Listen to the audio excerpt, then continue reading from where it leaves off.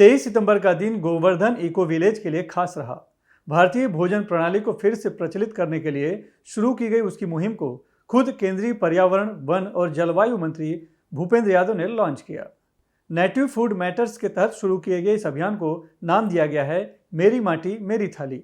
इसका प्रमुख उद्देश्य स्थानीय उपज से बने पौष्टिक खाद्य पदार्थों को अपनी थाली में समाहित करना है।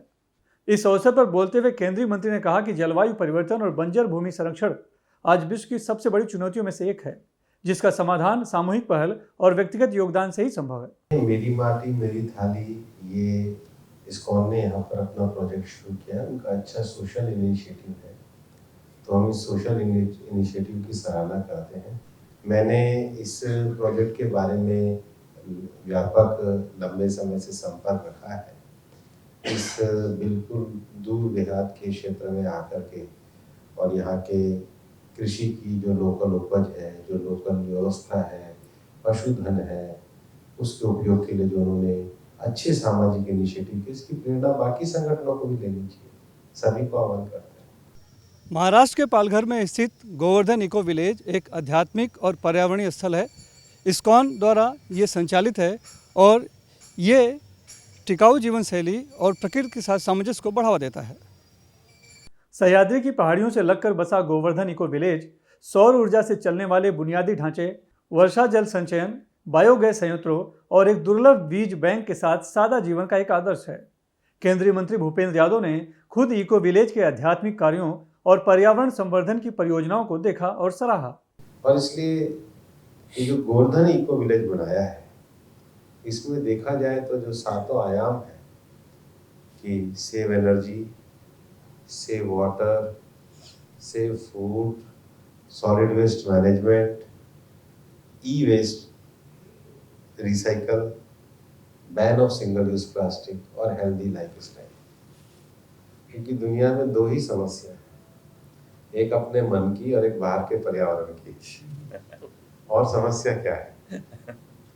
तो मन को तो इस्कॉन भक्ति भाव से ठीक करते ही है, लेकिन मन की चित्त शक्ति से पर्यावरण को भी ठीक करे, इसके लिए मैं इस्कॉन के इको गोवर्धन विलेज को बधाई भी देना चाहता हूँ। गोवर्धन विलेज भारत की पारंपरिक खाद्य परंपरा को पुनर्जीवित करने और एक सचेत खाद्य प्रणाली के निर्माण के लिए समर्पित इस साहसिक पहल के साथ अपने स्थायित्व मिशन को और आगे ले जा रहा है, जो लोगों और पृथ्वी दोनों का पोषण करती है।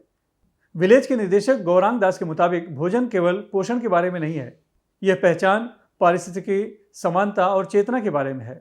नेटिव फूड मैटर्स उस समग्र दृष्टिकोण को जनजीवन में लाने का तरीका है।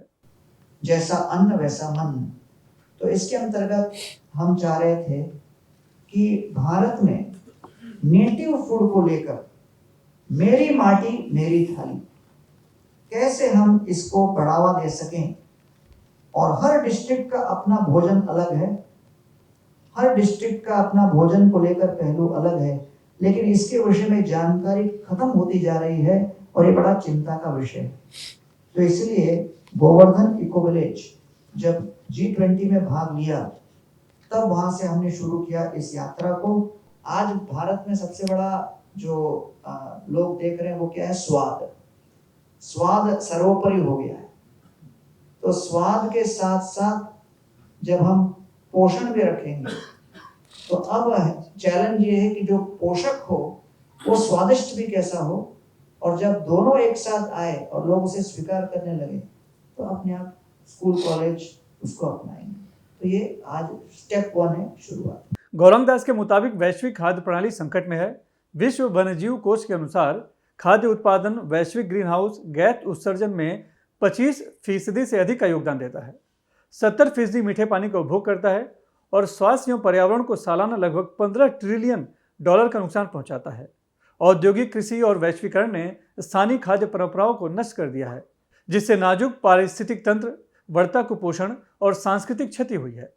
इसीलिए गोवर्धन विलेज IIM अहमदाबाद और symbiosis school of culinary arts and nutritional sciences के साथ मिलकर भारत में खान पान के तरीकों को नए सिरे से परिभाषित करने के लिए नीति और परंपरा को जमीन पर उतारने की कोशिश में लगा है। श्रेष्ठ भारत पर खबरों से जुड़े रहने के लिए चैनल को सब्सक्राइब और लाइक करें, बेल आइकन दबाएं और देखते रहें श्रेष्ठ भारत।